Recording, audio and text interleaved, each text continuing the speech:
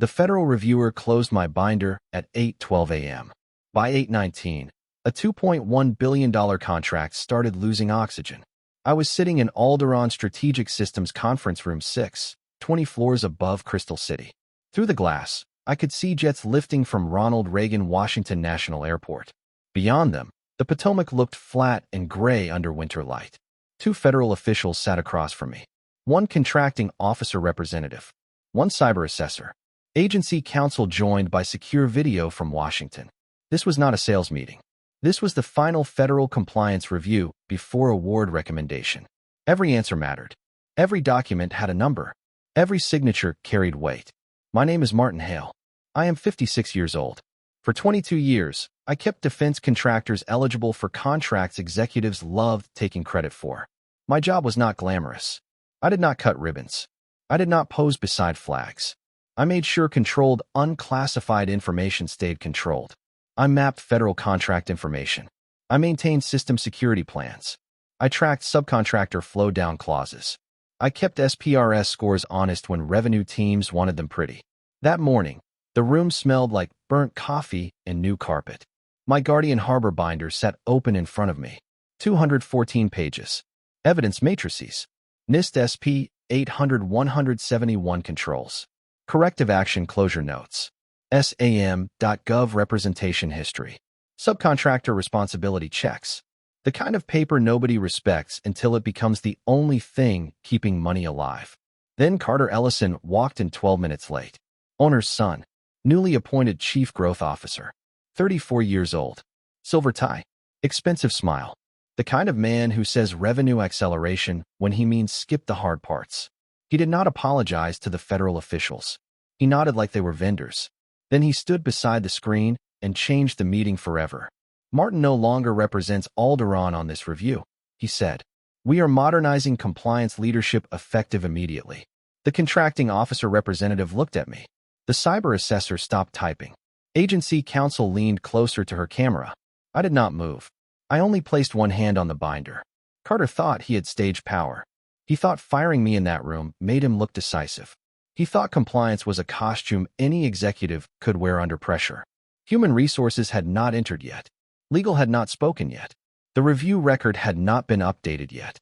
That was the part Carter missed. In federal contracting, timing is not decoration. It is evidence. I closed the binder carefully. The metal rings clicked once. Please document the personnel change in the review record, I said. My voice sounded calm because the work was already done. Carter smirked like I had surrendered. The federal officials did not.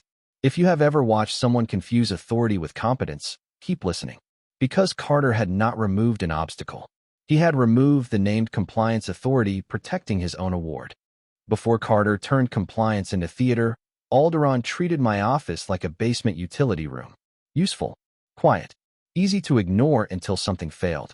I worked on the 18th floor, far from sales banners and customer lounges. My window faced Wilson Boulevard, where buses hissed through rain and consultants hurried toward coffee. On clear mornings, I could see the Pentagon low across the river. That view kept me honest. Federal work is not abstract when the building buying your software sits in plain sight. I came to compliance after 12 years in Navy logistics. Not glamorous logistics. Inventory counts, routing authorizations, classified shipment paperwork, maintenance records, the quiet machinery behind every mission briefing. The Navy taught me that trust is not a feeling. Trust is a record someone else can inspect.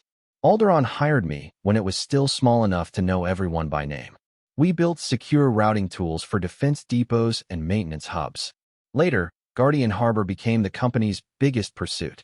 A multi-year platform for supply visibility across military warehouses, repair yards, and field support locations. Sales called it transformation. I called it responsibility. My job was proving Alderaan deserved sensitive work. That meant controlled, unclassified information boundaries. Federal contract information handling. System security plan evidence. Plan of action and milestones tracking. Cybersecurity maturity model certification level 2 assessment scope. NIST Special Publication 800-171 control mapping. Supplier attestations. Incident response records. Training logs. Access reviews.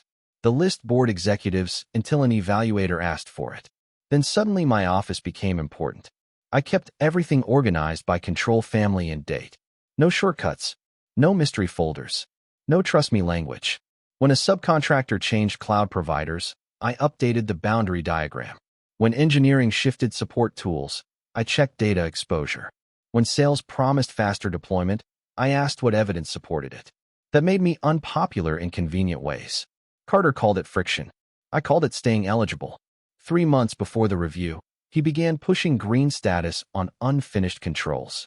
His consultants wanted a clean dashboard for lenders and board members. The company had lined up high-value financing against the expected award. Insurance carriers wanted cyber risk mitigation proof before underwriting performance exposure. Carter wanted all of it wrapped in one bright slide. I sent a written preservation notice to legal after he altered a compliance summary. Not dramatic, just careful. I also flagged potential material misrepresentation if leadership certified readiness without validated evidence. Legal acknowledged receipt in 6 minutes. Carter never mentioned it directly. He just stopped inviting me to growth meetings. That was fine. Growth meetings serve coffee.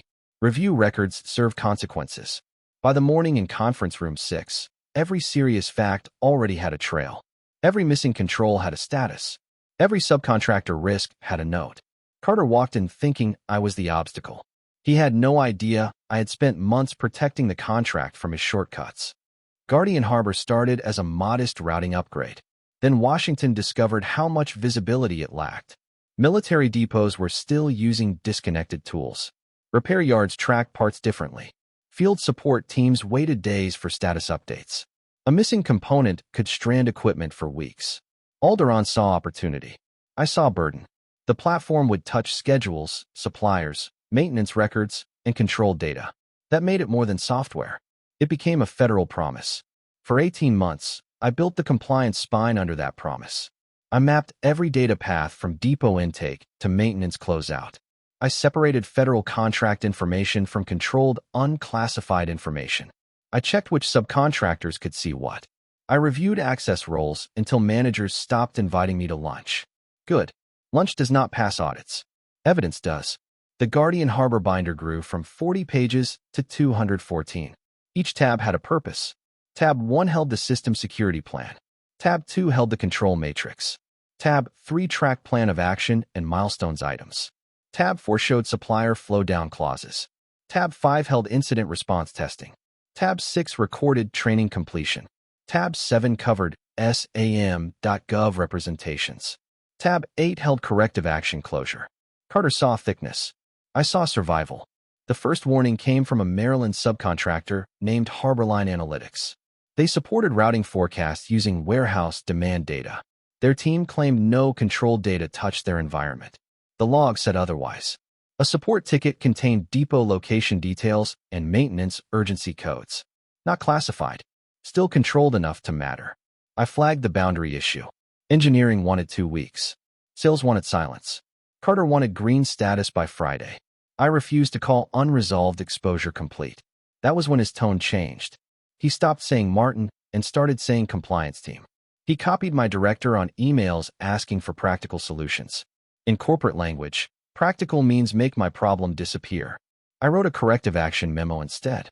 Remove Harborline from the controlled boundary. Revalidate access. Update the evidence matrix. Notify the contracting channel if timing changed. Legal agreed. Finance groaned. Carter called it over-engineering. 2 weeks later, a second issue appeared. An offshore support vendor had access to diagnostic notes from a maintenance simulator. Their contract did not include the required flow-down language. Again, not dramatic, just dangerous. Federal reviews rarely fail because one person lies loudly. They fail because 10 people accept small shortcuts quietly. I documented that too. By the time Carter arrived, Guardian Harbor looked healthy from the boardroom. The dashboard was green. The talking points were polished. The expected award supported financing, hiring, and a planned Roslyn expansion. But underneath the slides, 3 controls still needed revalidation. 1 subcontractor boundary needed confirmation. 1 attestation memo still needed my signature. Carter ignored all 5 because they slowed his victory lap. I knew better. A federal contract is not won when executives celebrate. It is won when the record survives people paid to doubt it. Carter Ellison entered the story 6 months before the review and immediately renamed everything he did not understand. Compliance became enablement friction. Evidence became legacy drag. My review calendar became a bottleneck map. Guardian Harbor became a growth engine in his first investor memo. He had a gift for making unfinished work sound delayed by cowards. His office sat 2 floors above mine, with glass walls and a view toward downtown Washington. He kept a framed photo of himself beside his father at a defense industry gala. The company founder smiled like a man who owned the room. Carter smiled like a man who had inherited that belief. His first all-hands meeting lasted 26 minutes. He used the phrase revenue velocity 11 times. He promised faster capture cycles, cleaner dashboards, and fewer internal blockers. Nobody asked who he meant by blockers. They all knew. Afterward, my director told me to be flexible. Flexible is another word executives use before asking you to bend records. Carter's consultants arrived from Tyson's the next week. They wore matching navy vests and carried tablets. They wanted my control matrix translated into colors. Green meant ready. Yellow meant explainable. Red meant career trouble. I told them federal reviewers do not award contracts based on dashboard aesthetics. One consultant laughed politely. Carter did not laugh. He stared at the binder like it had insulted him.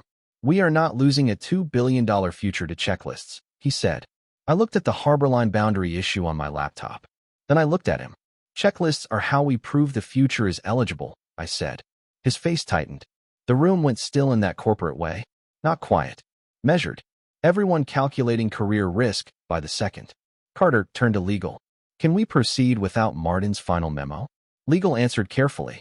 Not cleanly. That should have ended the discussion. Instead, Carter heard possibility.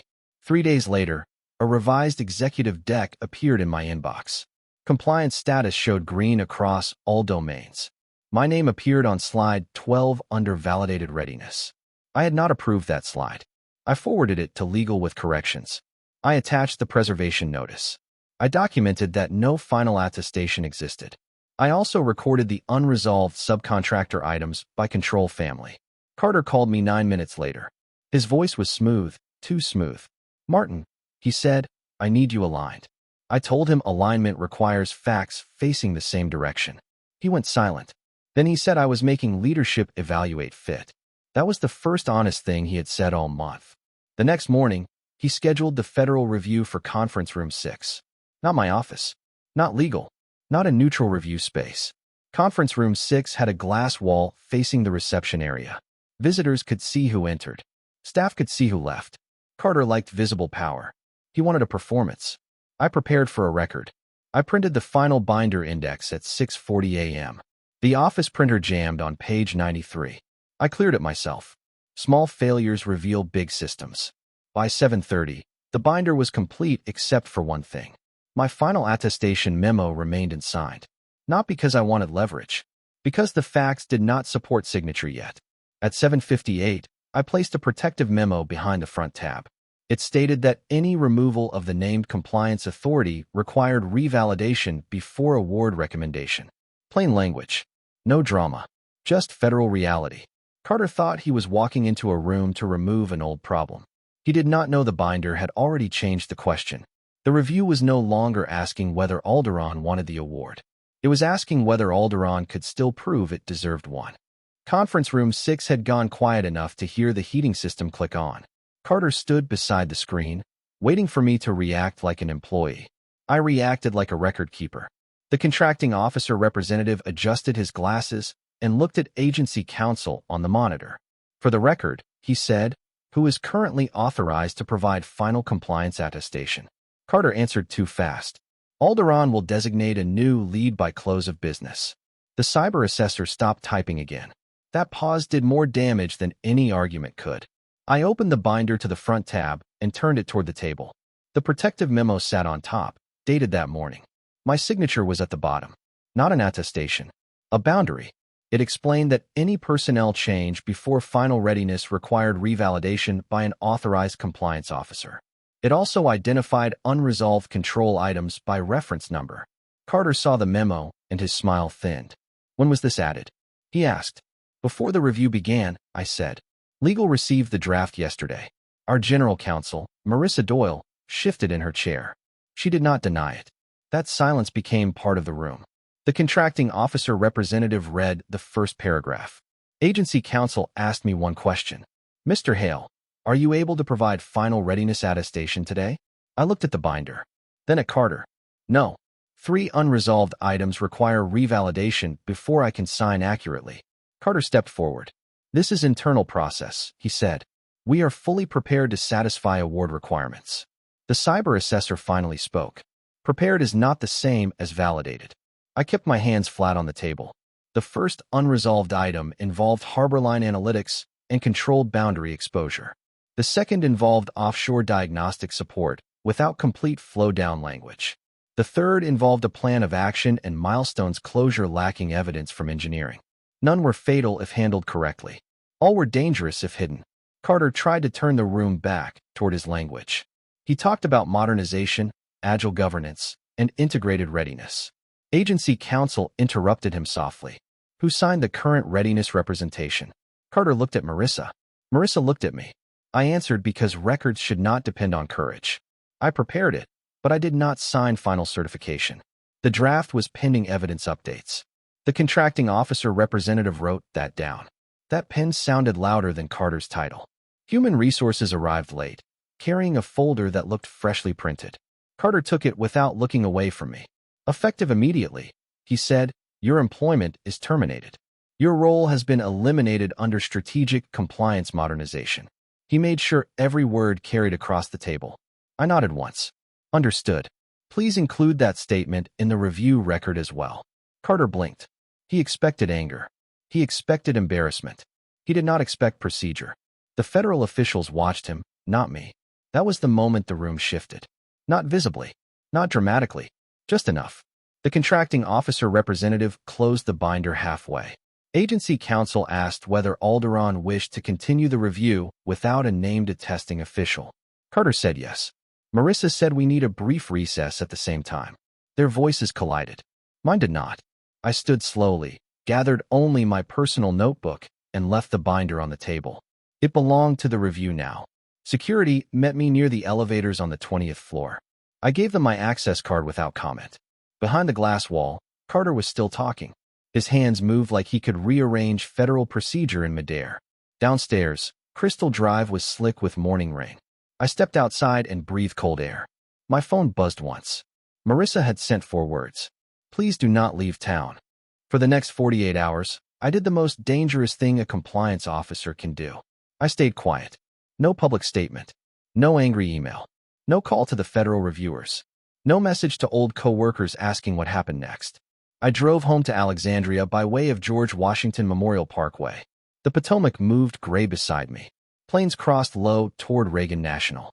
Washington looked calm from a distance. It always does. At home, I took off my tie, made coffee, and opened my personal records cabinet. Not Alderaan property. Not restricted material. My own notes, counsel summaries, calendar entries, delivery receipts, and copies of correspondence I was permitted to keep. Every serious warning had a date. Every date had context. Every context pointed back to the same fact. I had not refused to certify out of pride. I had refused because the evidence was unfinished. At 11:42 a.m., I sent one email to Marissa Doyle. Subject line, confirmation of authority change. For paragraphs, no accusation, no adjectives. I confirmed my termination time. I confirmed I no longer held authority to provide final readiness attestation. I identified the protective memo already placed in the review binder. I stated that any future certification should be revalidated by an authorized official with evidence access. Then I attached nothing. People attach too much when they want attention. I wanted the record clean. Marissa replied 17 minutes later. Received. That single word told me plenty. By mid-afternoon, Alderaan tried to keep moving. Carter appointed a replacement compliance lead from operations. Nice man. Smart enough. Wrong chair. He knew delivery schedules and staffing plans. He did not know the Harborline boundary. He did not know why the offshore vendor clause mattered. He did not know which plan of action and milestones closure lacked engineering proof. Federal reviewers can smell borrowed confidence. At 3:08 p.m., agency counsel issued a request for clarification. The review record showed removal of the named compliance authority, before final attestation. The agency asked Alderaan to identify the replacement official. It asked for written authority. It asked for updated evidence ownership. It asked whether prior readiness statements remained accurate. That last sentence was the hook inside the hook. Accurate is a small word that moves large money. Carter wanted Marissa to answer broadly. Marissa refused. Finance wanted a reassuring lender update. Marissa refused that too. The cyber assessor requested confirmation of CMMC Level 2 scope boundaries. The contracting officer representative requested revised SAM.gov representation support. The insurance carrier requested updated cyber risk mitigation materials before binding performance coverage. One decision in Conference Room 6 had become 5 separate questions. None came from me. That mattered. Revenge feels loud in movies. In federal work, it sounds like inboxes filling with perfectly normal requests. By evening, my phone showed 8 missed calls from Alderaan numbers. Carter called twice from his direct line. I let both ring out. I had already answered the only way that counted. In writing. At 7:30 p.m., Marissa emailed again. Can we speak off the record? I looked at the screen for a long time.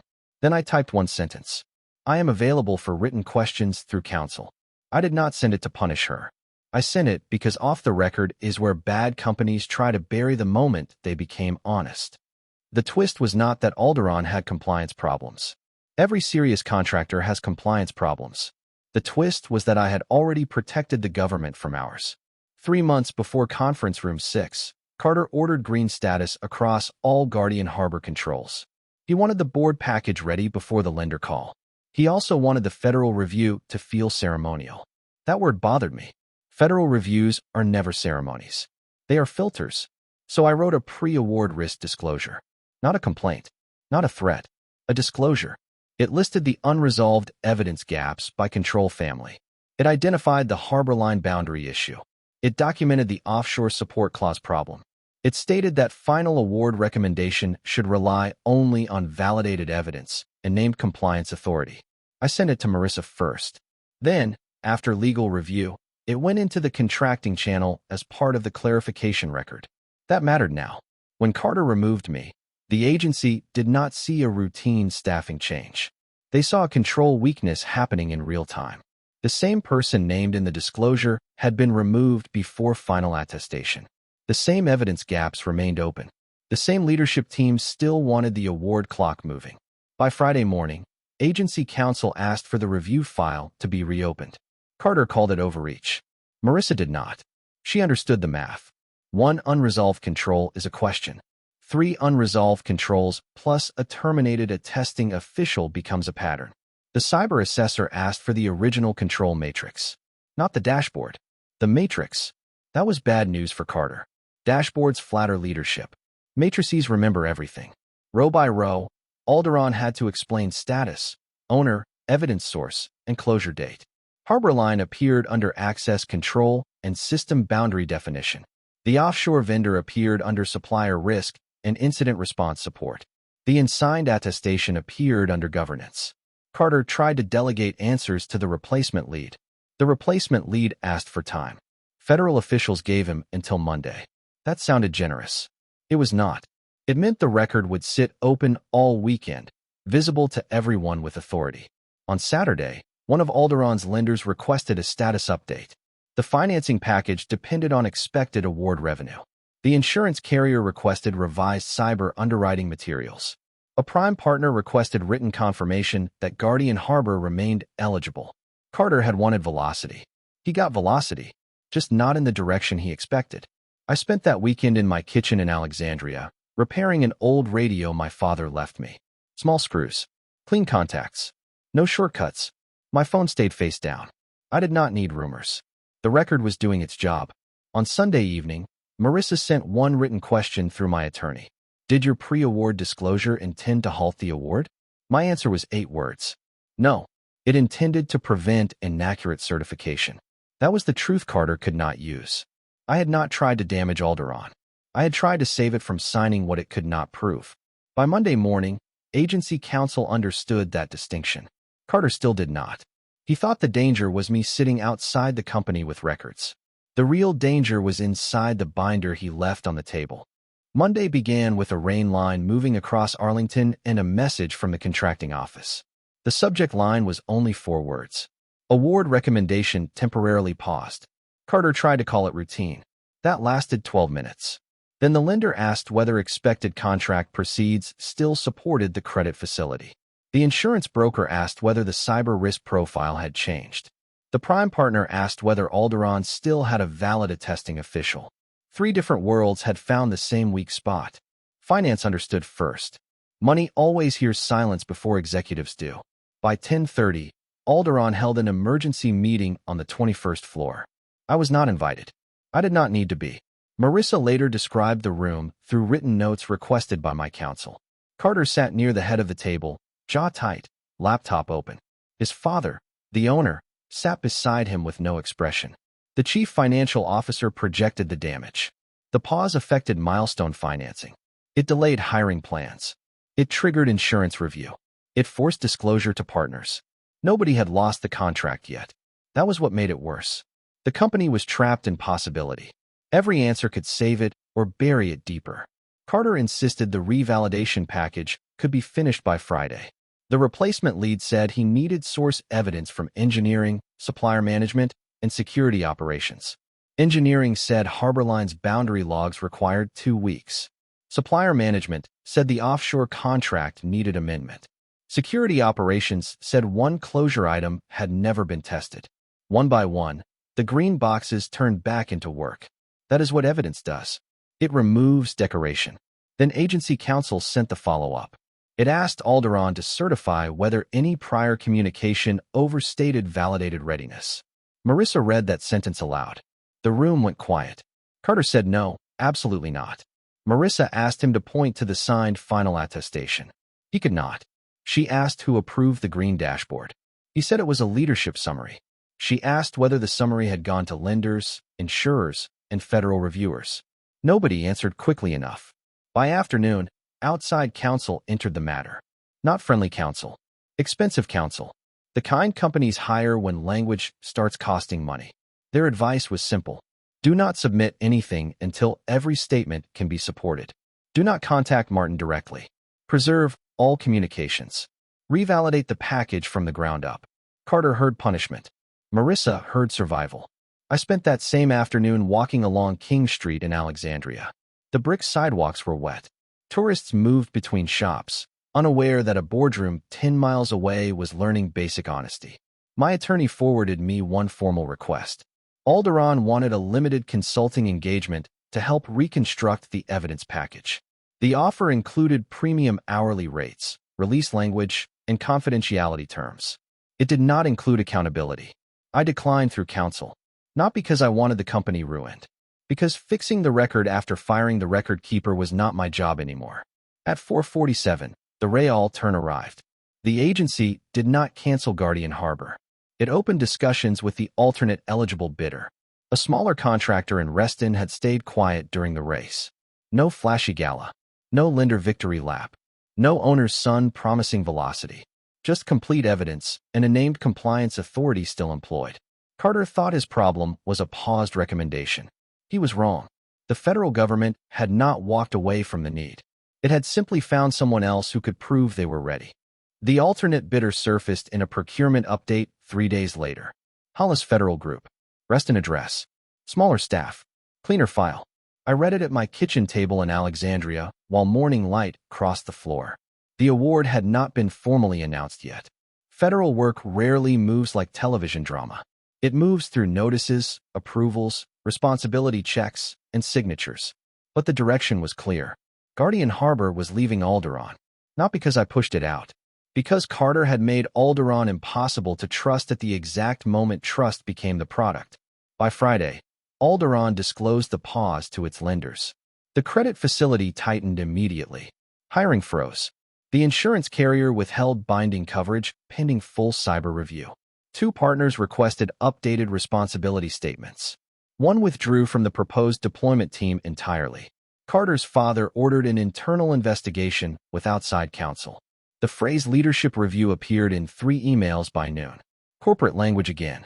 Soft carpet over broken glass. Marissa's final memo was the cleanest document she ever wrote. It found no single catastrophic failure. That made it worse. The damage came from repeated pressure to overstate readiness. It came from altered summaries. It came from ignoring unresolved control evidence. It came from removing the named authority in front of federal officials. Carter was reassigned to strategic advisory duties. No budget. No capture authority. No federal meetings. His father called it temporary. Everyone else understood permanent written in pencil. I did not celebrate. Celebration gives people like Carter too much space in your life. I went to work somewhere else. A prime contractor in Rosslyn hired me to build pre-award readiness programs. My new office looked toward Arlington National Cemetery and the river beyond it. Quiet view. Serious view. The first week, a program manager asked whether I could help speed up compliance. I told her yes, if speed meant finding the truth earlier. She smiled and handed me the real files. That was when I knew I was in the right building.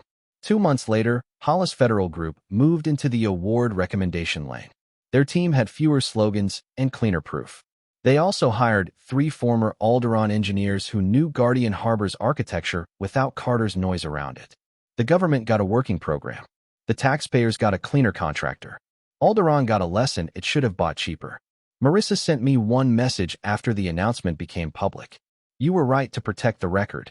I stared at that sentence longer than I expected. Then I replied with 4 words. The record protected itself.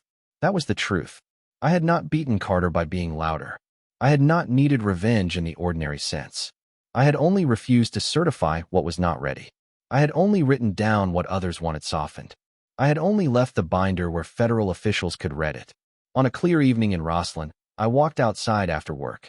The Washington Monument stood pale across the Potomac. Planes climbed out of Reagan National, steady and bright. Somewhere in Crystal City, Carter was probably learning that power without evidence has a short shelf life. In federal contracting, arrogance can win a meeting. Evidence wins the award.